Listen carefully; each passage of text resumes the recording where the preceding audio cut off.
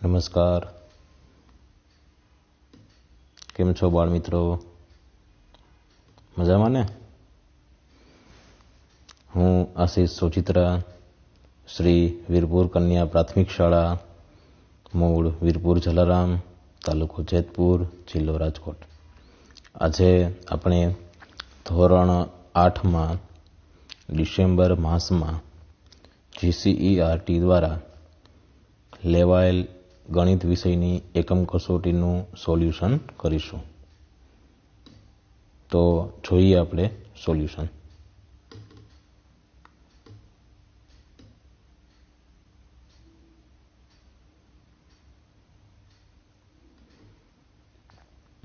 આ એકમ કસોટીમાં કુલ આપણને 5 પ્રશ્નો આપેલ છે. તો આપણે જોઈએ પહેલા પ્રશ્નનો પહેલો દાખલો. તો અહીં આપણને પહેલા દાખલાની અંદરમાં કહેવામાં આવેલ છે કે AB ઓછા BCમાં BC ઓછા CA ઉમેરો. તો મિત્રો અહીં આપણે બે પદાવલીઓ આપેલ છે અને આ બંને પદાવલીઓને સૌથી પહેલા કૌંસમાં લખી અને કૌંસની અંદરમાં લખ્યા બાદ તેમની બંનેની વચ્ચે વત્તાની નિશાની મૂકી અને સરવાળો કરી શકાય છે. તો જેને આપણે કૌંસમાં AB ઓછા BC કૌંસ પૂરો, ત્યાર પછી વત્તાની નિશાની, ત્યાર પછી BC ઓછા CA આ રીતે લખીશું અને તેનું સાદુરૂપ આપવા માટે આપણે કૌંસ છોડીશું. તો અહીં સરવાળાની ક્રિયા હોય આપણે કૌંસ છોડતી વખતે જે કૌંસની આગળ વત્તાની નિશાની છે તે કૌંસ જે છે તેનું સાદુરૂપ આપતી વખતે નિશાની કોઈ બદલશે નહીં. માટે +BC ઓછા CA આ રીતે થશે. હવે આપણે જાણીએ છીએ કે BC માઇનસ અને પ્લસ એમ બંને પ્રકારના અહીં આપેલ છે, જે પરસ્પર એકબીજાના વિરોધી પદો હોય તે દૂર થશે. માટે AB ઓછા CA વધે છે, જે આપણો ફાઇનલ આન્સર ગણાશે. હવે આપણે જોશું દાખલો બીજો. 3x વર્ગ ઓછા 2x વત્તા 5xy ઓછા 7 માંથી 8 ઓછા 9xy વત્તા 3x વર્ગ ઓછા 5x બાદ કરો. તો અહીં આપણે બાદબાકીની ક્રિયા કરવાની છે. માટે આપણને જે પદાવલીઓ આપેલી છે તેને સૌથી પહેલા કૌંસમાં લખીશું અને પહેલી પદાવલી કૌંસમાં લખીશું. ત્યારબાદ જે બાદ કરવાની પદાવલી છે તેને કૌંસમાં લખીશું અને બંને પદાવલી વચ્ચે માઇનસનું ચિહ્ન મૂકીશું. માટે તેને આ રીતે લખી શકાય. માઇનસ ખાસ ધ્યાન રાખવાનું છે કે તમારે માઇનસ કોની વચ્ચે મૂકવાનું છે. કૌંસમાં 3x વર્ગ ઓછા 2x વત્તા 5xy ઓછા 7 કૌંસ પૂરો, ત્યાર પછી માઇનસની નિશાની, બીજા કૌંસમાં 8 ઓછા 9xy વત્તા 3x વર્ગ ઓછા 5x કૌંસ પૂરો. હવે આપણે જોઈએ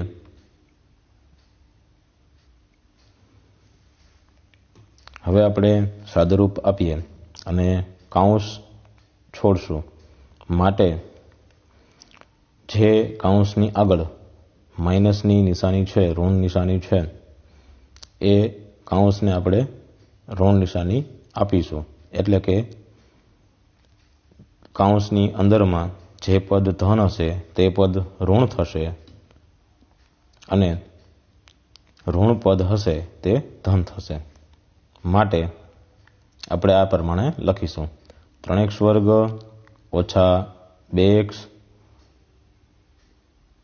વત્તા 5xy ઓછા 7.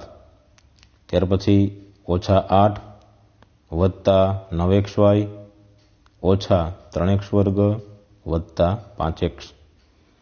તો અહીં આપણે જોઈ શકીએ છીએ કે 3x વર્ગ પ્લસ અને 3x વર્ગ માઇનસ એમ બંને પ્રકારના છે.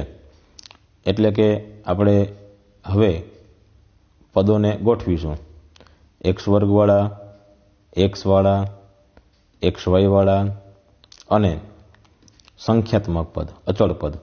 આ પ્રમાણે આપણે ભાગ પાડી અને એને ગોઠવીશું. માટે 3x વર્ગ ઓછા 3x વર્ગ વત્તા 5x ઓછા 2x વત્તા 9xy વત્તા 5xy ઓછા 7 ઓછા 8. આ પ્રમાણે મેં અલગ અલગ પદોને અલગ અલગ રંગથી દર્શાવેલા છે, જે તમે જોઈ શકો છો. તો 3x વર્ગ ઓછા 3x વર્ગ એ એકબીજાના વિરોધી પદ છે. માટે તે સમાન મૂલ્યના છે અને પરસ્પર વિરોધી છે, માટે તે દૂર થશે.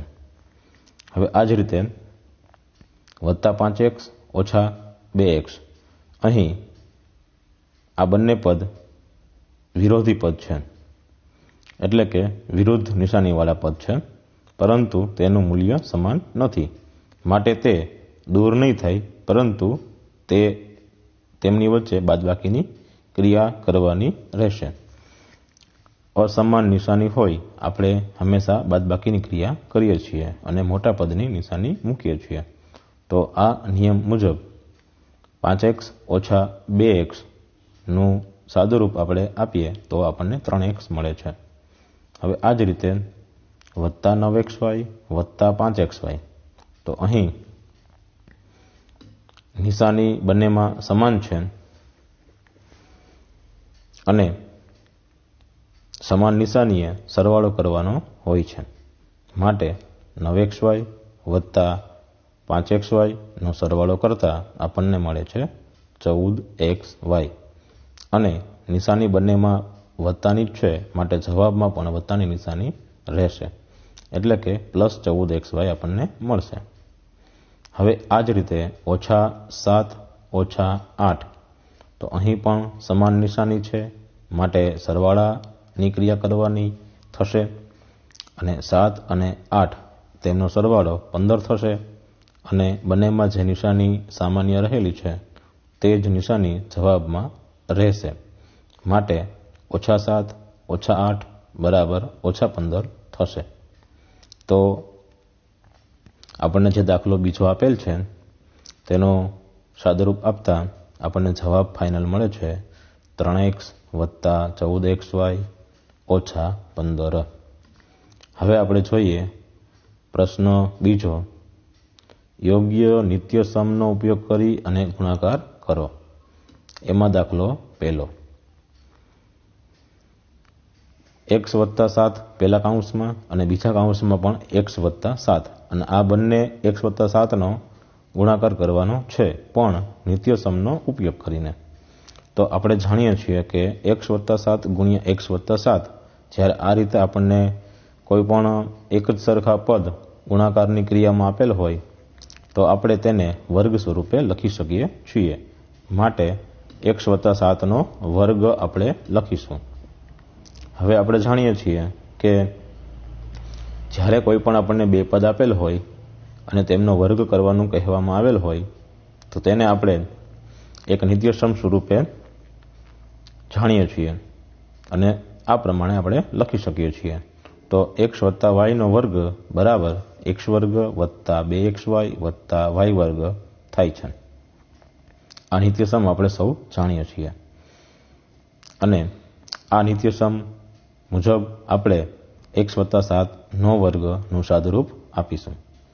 માટે અહીં x ને હું પ્રથમ પદ કહીશ અને 7 ને હું બીજું પદ કહીશ. એટલે કે સાદુરૂપ આપતી વખતે પહેલા પદનો વર્ગ એટલે કે x નો વર્ગ વત્તા 2 ગુણ્યા પહેલું પદ ગુણ્યા બીજું પદ એટલે કે 2 ગુણ્યા x ગુણ્યા 7 વત્તા બીજા પદનો વર્ગ એટલે કે 7 નો વર્ગ. હવે આપણે આનું સાદુરૂપ આગળ જોઈએ તો x નો વર્ગ એટલે x વર્ગ થશે, 2 ગુણ્યા x ગુણ્યા 7 એટલે 14x થશે અને 7 નો વર્ગ એટલે 49 થશે. તો આપણને આમ સાદુરૂપ આપતા જવાબ મળે છે x વત્તા 7 નો વર્ગ બરાબર x વર્ગ વત્તા 14x વત્તા 49. હવે આપણે જોઈએ પછીનો દાખલો એટલે કે પ્રશ્ન 2 નો દાખલા નંબર 2. તો દાખલા નંબર 2 માં આપણને આપેલ છે કૌંસમાં 3x વત્તા 1 અને બીજા કૌંસમાં 3x ઓછા 8 જે આપણે રકમમાં જોઈ શકીએ છીએ. તો અહીં બંને કૌંસમાં 3 3 સમાન છે માટે a બરાબર 3 લખીશું. પહેલા કૌંસમાં +1 આપેલ છે જેને આપણે b તરીકે લઈશું અને બીજા કૌંસમાં -8 આપેલ છે જેને આપણે c તરીકે લઈશું. માટે હવે આપણે સાદુરૂપ આપતા એક નિત્યસમ સૂત્રને ધ્યાનમાં લઈશું. આ નિત્યસમ સૂત્ર છે કૌંસમાં ax વત્તા b એને ગુણ્યા ax વત્તા c.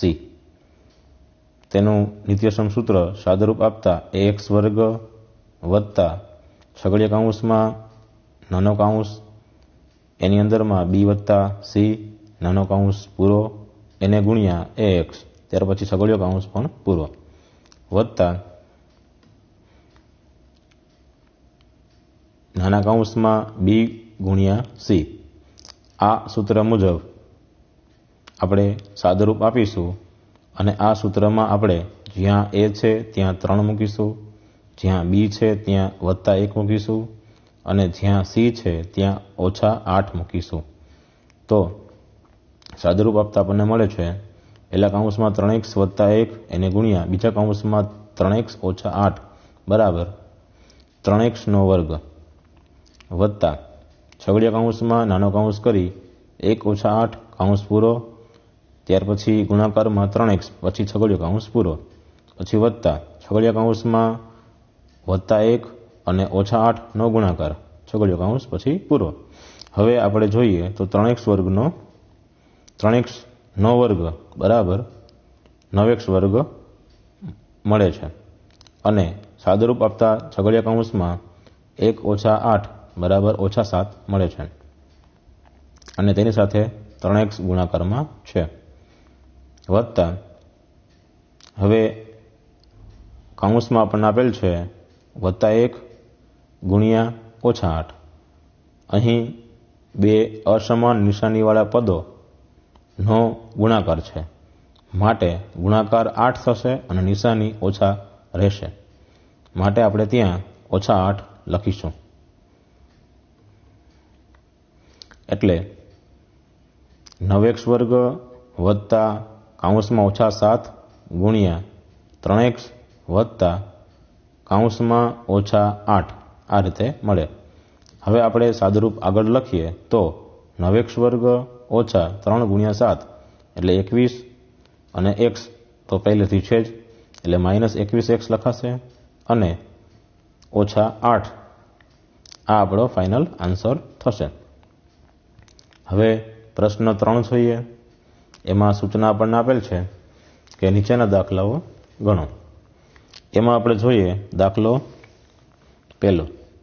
એક સમબાજુ ચતુષ્કોણનું ક્ષેત્રફળ 120 સેન્ટીમીટર વર્ગ છે. તેમાં એક વિકર્ણની લંબાઈ 8 સેમી છે. તો બીજા વિકર્ણની લંબાઈ શોધો. હવે આપણે જાણીએ છીએ કે સમબાજુ ચતુષ્કોણનું ક્ષેત્રફળ બરાબર 1/2 ગુણ્યા એક વિકર્ણની લંબાઈ ગુણ્યા બીજા વિકર્ણની લંબાઈ થાય. હવે આ સૂત્રને આપણે સાંકેતિક શબ્દમાં લખીએ તો a બરાબર 1/2 ગુણ્યા d1 ગુણ્યા d2 આ રીતે આપણે લખી શકીએ છીએ. હવે અહીં સમબાજુ ચતુષ્કોણનું ક્ષેત્રફળ a બરાબર 120 સેન્ટીમીટર વર્ગ આપણને આપેલ છે. માટે ત્યાં હું 120 સેન્ટીમીટર વર્ગ મૂકું છું. 1/2 જેમ છે તેમ જ ગુણ્યા એક વિકર્ણની લંબાઈ ના સ્થાને હું 8 સેમી લખીશ અને બીજા વિકર્ણની લંબાઈ ત્યાં શબ્દમાં બીજા વિકર્ણની લંબાઈ જ રહેવા દઈશ અને જો એમ ન લખવું હોય તો તમે ત્યાં d2 એમ પણ લખી શકો છો. હવે આપણે સાદરૂપને આગળ વધારતા 120 સેન્ટીમીટર વર્ગ બરાબર 1/2 ગુણ્યા 8 સેમી તેનું સાદરૂપ 4 સેમી થશે અને તેને ગુણ્યા બીજા વિકર્ણની લંબાઈ થશે. હવે આપણે બીજા વિકર્ણની લંબાઈ જે છે એને સૂત્રનો કરતા બનાવીએ તો તેની બાજુમાં ગુણાકારમાં 4 સેમી રહેલા છે તેને આપણે દૂર કરવા પડે. તો તેને દૂર કરવા માટે આપણે ગુણાકારમાં રહેલા પદને હંમેશા બરાબરની સામેની બાજુએ જો લઈ જવા હોય તો તેને ભાગાકારમાં લખવા પડે. માટે તેથી 120 સેન્ટીમીટર વર્ગ છેદમાં 4 સેમી લખાય બરાબર બીજા વિકર્ણની લંબાઈ થશે. તો અહીં સાદરૂપ આપતા 120 ભાગ્યા 4 બરાબર 30 થશે અને સેમી વર્ગ ભાગ્યા સેમી બરાબર સેમી મળશે. માટે બીજા વિકર્ણની લંબાઈ આપણને 30 સેમી મળે છે. આમ સમબાજુ ચતુષ્કોણના બીજા વિકર્ણની લંબાઈ 30 સેમી થશે. હવે આપણે જોઈએ દાખલો બીજો. સૂચના આપણને આપેલી છે કે એક ચતુષ્કોણ આકારના ખેતરના વિકર્ણની લંબાઈ 24 મીટર છે અને બાકીના બે શિરોબિંદુમાંથી આ વિકર્ણ પર દોરેલ લંબની લંબાઈ 8 મીટર અને 13 મીટર છે. તો તે ખેતરનું ક્ષેત્રફળ શોધો. તો આ જે પ્રશ્ન આપણને આપેલ છે આ પ્રશ્નની સમજ માટે આપણે એક આકૃતિ દોરીશું. તો આ આપણે આકૃતિ જોઈએ અને આકૃતિ પરથી આપણે પ્રશ્નને સમજીએ. તો અહીં આપણે જોઈ શકીએ છીએ કે આકૃતિમાં ચતુષ્કોણ ABCD દોરેલો દર્શાવેલ છે. હવે આપણે જોશું કે આ ચતુષ્કોણ ABCDમાં BD એ સૌથી મોટો વિકર્ણ છે અને આ વિકર્ણ પર આપણને વિકર્ણના જે શિરોબિંદુઓ છે એ સિવાયના બાકીના બે શિરોબિંદુઓ એટલે કે A અને C છે. તો આપણે જોઈએ તો A બિંદુમાંથી વિકર્ણ BD પર દોરેલ લંબ AM છે જેની લંબાઈ આપણે 13 મીટર લઈએ છીએ અને આ જ રીતે બિંદુ C માંથી વિકર્ણ BD પર દોરેલ જે લંબ છે તેની લંબાઈ CN બરાબર 8 મીટર આપણને આપેલી છે. તો હવે આપણે ચતુષ્કોણ ABCD ને બે ત્રિકોણ ABD અને CBD આમ આ બે ત્રિકોણનો બનેલો ગણી શકીએ છીએ.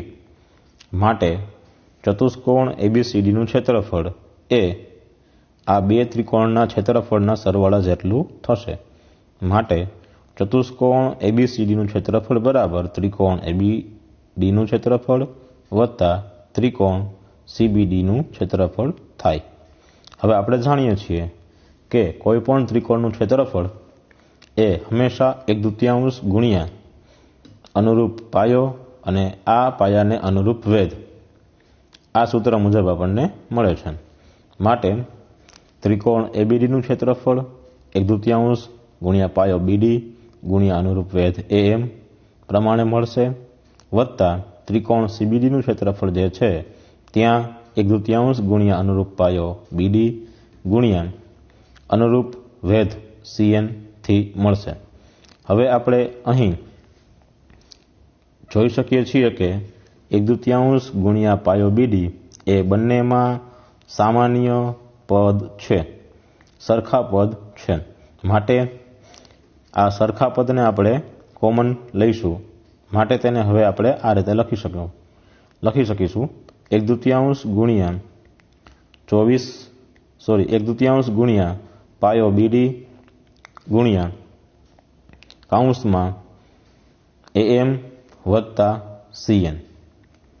તો અહીં આપણે જાણીએ છીએ કે પાયો BD એને આપણે બેઝ પરથી સ્મોલ b કહીશું અને વેધને અંગ્રેજીમાં આપણે હાઇટ ઊંચાઈ કહીશું। માટે AM ની જગ્યાએ આપણે H1 લખી શકીશું અને CN ની જગ્યાએ આપણે H2 પણ લખી શકીશું। એટલે કે ડાયરેક્ટ આપણે ચતુષ્કોણ ABCD જે આપણને આપેલ છે એનું સૂત્ર A બરાબર 1/2 ગુણ્યા B ગુણ્યા કૌંસમાં H1 વત્તા H2 પરથી પણ આપણે સીધું સૂત્ર પરથી ગણતરી કરી અને કિંમત મેળવી શકીએ છીએ। પરંતુ અહીં મેં સમજાવવા માટે થોડુંક લંબાણપૂર્વક લખેલું છે। હવે આપણે જોઈએ આગળ 1/2 ગુણ્યા પાયો BD 24 મીટર છે ગુણ્યા AM ની જગ્યાએ 13 મીટર વત્તા CN ની જગ્યાએ 8 મીટર મૂકીશું અને સાદુરૂપ આપતા આપણને મળે છે 1/2 ગુણ્યા 24 મીટર ગુણ્યા 21 મીટર। તો 1/2 ગુણ્યા 24 મીટર છે તેનું સાદુરૂપ આપતા આપણને 12 મીટર મળે છે અને ગુણ્યા 21 મીટર જેમ છે તેમજ, માટે 12 ગુણ્યા 21નો ગુણાકાર કરતા આપણને 252 મળે છે અને મીટર ગુણ્યા મીટર એટલે ચોરસ મીટર અથવા તો મીટર વર્ગ લખી શકીએ છીએ। તો આમ આપણને સમબાજુ ચતુષ્કોણનું ચતુષ્કોણ આપણને જે આપેલ છે, જે ખેતર છે એનું આપણને ક્ષેત્રફળ એ 252 ચોરસ મીટર મળે છે। હવે આપણે તેના પછીનો નેક્સ્ટ દાખલો જોઈશું। તો આ દાખલામાં આપણને પ્રશ્ન 4 એમાં સૂચના આપેલી છે આ પ્રમાણે: એક ચોરસ પાયાવાળા પિરામિડના શિરોબિંદુ V, ધાર E અને ફલક F ની સંખ્યા શોધો અને તે આધારે યુલરનું સૂત્ર ચકાસો। તો આપણે પહેલા આકૃતિ જોઈશું। આકૃતિમાં આપણને સ્પષ્ટપણે જોઈ શકીએ છીએ કે જેનો પાયો ચોરસ હોય તેવો આપણને પિરામિડ આપેલો છે।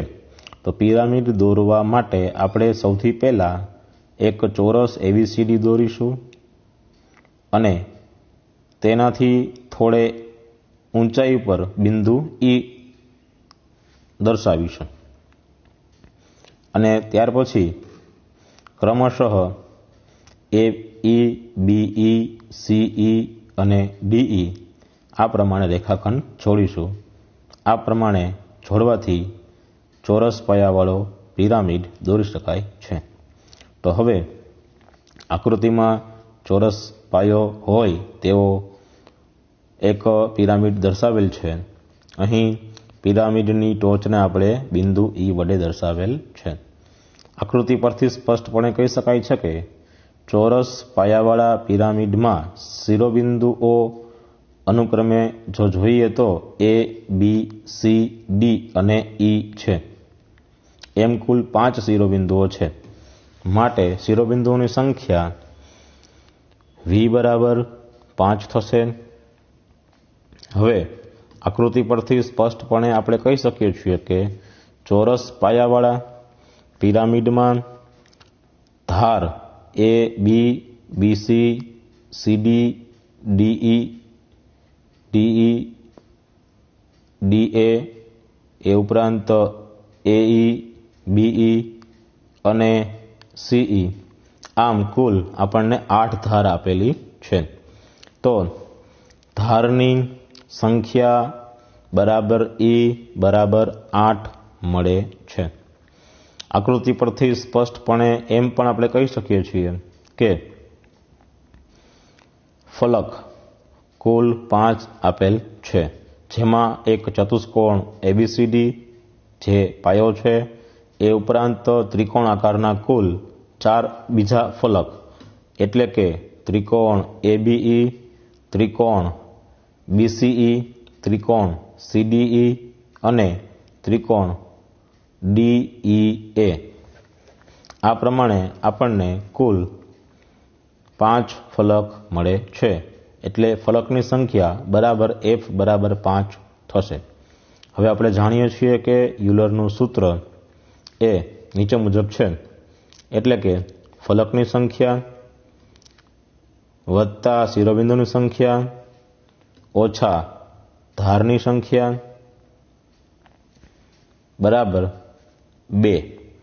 એટલે કે f વધતા v ઓછા e બરાબર 2, જેને આપણે સમીકરણ સ્ટાર કહીશું, મુખ્ય સમીકરણ કહીશું. હવે આપણે યુલરના સૂત્રની યથાર્થતા ચકાસવાની છે. એટલે કે આ સમીકરણમાં આપણને કુલ 2 બાજુ આપેલી છે, એક ડાબી બાજુ છે, એક જમણી બાજુ છે. આપણે સૌથી પહેલા ડાબી બાજુ જે આપેલી છે તેમાં કિંમત મૂકીશું.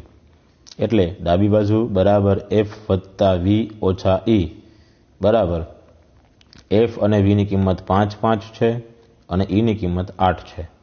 માટે 5 વત્તા 5 ઓછા 8 બરાબર 10 ઓછા 8 બરાબર 2 થશે, જેને આપણે પરિણામ 1 કહીશું. આ જ રીતે જમણી બાજુ બરાબર તો પહેલેથી 2 આપણને આપેલ છે જ, અને જે આપણા માટે પરિણામ 2 થશે. હવે આપણે કઈ આમ પરિણામ 1 અને પરિણામ 2 પરથી આપણે કહી શકીએ છીએ કે ડાબી બાજુ બરાબર જમણી બાજુ મળે છે, એટલે કે f વત્તા v ઓછા e બરાબર 2 મળે જ છે. આમ યુલરનું સૂત્ર યથાર્થ સાબિત થાય છે. હવે આપણે જોશું દાખલા નંબર 5. પ્રશ્ન 5 સૂચના આપણને આપેલ છે કે નીચેના માગ્યા મુજબ દાખલાઓના જવાબ આપો. એમાં પહેલો દાખલો છે, એક સમઘનની લંબાઈ 2 સેમી છે, તો તે સમઘનનું પૃષ્ઠફળ શોધો. તો આપણે જાણીએ છીએ કે સમઘનનું પૃષ્ઠફળ બરાબર 6 ગુણ્યા સમઘનની કોઈ એક બાજુની લંબાઈ જેટલું થાય છે. તો અહીં આપણે સમઘનની જે લંબાઈ જે છે તેને આપણે L ગણીએ. તો હું અહીં લખી શકીશ તેનું સૂત્ર એ બરાબર 6 ગુણ્યા L વર્ગ, જ્યાં L એ સમઘનની કોઈ એક બાજુની લંબાઈ છે. અહીં L આપણને 2 સેમી આપેલ છે, માટે એ બરાબર 6 ગુણ્યા 2 સેમીનો વર્ગ થશે. બરાબર સાદુરૂપ આપતા 2 સેમીનો વર્ગ બરાબર 4 સેમી વર્ગ થશે. હવે 6 અને 4નો ગુણાકાર 24 સેમી વર્ગ થશે, માટે એ બરાબર આપણને 24 સેમી મળે છે. આમ સમઘનનું પૃષ્ઠફળ 24 સેમી વર્ગ બરાબર 24 ચોરસ સેમી મળશે. હવે આપણે દાખલો બીજો જોઈએ. દાખલા બીજામાં સૂચના આપણને આપેલ છે કે એક લંબઘનની લંબાઈ 6 સેમી, પહોળાઈ 3 સેમી અને ઊંચાઈ 1 સેમી છે, તો તે લંબઘનનું ઘનફળ શોધો. તો અહીં આપણે જાણીએ છીએ કે લંબઘનનું ઘનફળ બરાબર લંબાઈ ગુણ્યા પહોળાઈ ગુણ્યા ઊંચાઈ છે. ઘનફળને આપણે v વડે દર્શાવીએ, લંબાઈને આપણે l વડે દર્શાવીએ, પહોળાઈને આપણે b વડે દર્શાવીએ અને ઊંચાઈને આપણે h વડે દર્શાવીએ. તો સૂત્ર આપણને મળશે v બરાબર l ગુણ્યા b ગુણ્યા h. હવે આપણે અહીં l, b અને h ની કિંમત મૂકીએ તો v બરાબર 6 સેમી ગુણ્યા 3 સેમી ગુણ્યા 1 સેમી મળે. હવે આપણે ગુણાકારની ક્રિયા કરીએ તો 6 ગુણ્યા 3 ગુણ્યા 1 બરાબર 18 મળે અને સેમી ગુણ્યા સેમી એમ કુલ 3 વખત છે ગુણાકારમાં સેમી. તો આપણે ત્યાં ઘન સેમી લખી શકીએ અને ઘન સેમી જો ન લખવું હોય તો તમે ત્યાં સેન્ટીમીટર ઘન પણ લખી શકો છો. તો આમ આપણને એક લંબઘન જે આપેલ છે રકમમાં તેનું ઘનફળ v બરાબર 18 ઘન સેમી બરાબર 18 સેન્ટીમીટર ઘન મળે છે. હવે દાખલો ત્રીજો જોઈએ. એક નળાકારની ત્રિજ્યા 14 સેમી છે અને ઊંચાઈ 5 સેમી છે. તો તે નળાકારનું ઘનફળ કેટલું થાય? અહીં પાઈ બરાબર 22 સપ્તમાંશ આપણે લેવાનું છે. તો નળાકારનું ઘનફળ v બરાબર પાઈ ગુણ્યા ત્રિજ્યાનો વર્ગ ગુણ્યા ઊંચાઈ થાય છે બરાબર પાઈ ગુણ્યા ત્રિજ્યા એટલે r અને ઊંચાઈ એટલે h. એટલે સૂત્ર આપણને મળશે v બરાબર પાઈ ગુણ્યા r વર્ગ ગુણ્યા h. હવે પાઈની જગ્યાએ 22/7 લખીશું, આરની જગ્યાએ 14 સેમી લખીશું, એટલે અહીં r² હોવાથી 14 સેમી વર્ગ લખાશે અને hની જગ્યાએ 5 સેમી લખીશું. સાદુરૂપ આપતા v બરાબર 22/7 ગુણ્યા 14 સેમી ગુણ્યા 14 સેમી થશે અને ગુણ્યા 5 સેમી. આમ સાદુરૂપ આપતા 22/7 છે એ 7ને આપણે 14 સેમી સાથે ઉડાડીએ છેદ તો આપણને ત્યાં 2 સેમી મળે છે. માટે v બરાબર આપણે 22 ગુણ્યા 2 સેમી ગુણ્યા 14 સેમી ગુણ્યા 5 સેમી એમ લખીશું. અને સાદુરૂપ આપતા 22 ગુણ્યા 5 એટલે 110 અને 14 ગુણ્યા 2 એટલે 28. 28 અને 110 નો ગુણાકાર આપણને મળે છે 3080. એટલે v બરાબર આપણને મળે છે 3080 અને એકમ સેમી ગુણ્યા સેમી ગુણ્યા સેમી માટે ઘન સેમી અથવા તો સેમી ઘન લખીશું. તો આમ નળાકારનું ઘનફળ આપણને 3080 ઘન સેમી મળે છે અથવા તમે ત્યાં 3080 સેમી ઘન પણ લખી શકો છો. તો આપણે આ પ્રમાણે કસોટી પૂર્ણ કરીએ છીએ. તમને આ વિડીયો કેવો લાગ્યો તે માટે તમે અમારી યુટ્યુબની ચેનલમાં કોમેન્ટ કરી શકો છો. અમારી આ યુટ્યુબની ચેનલ વધુને વધુ લાઈક કરો, શેર કરો અને સબસ્ક્રાઈબ કરો. સાથે આભાર.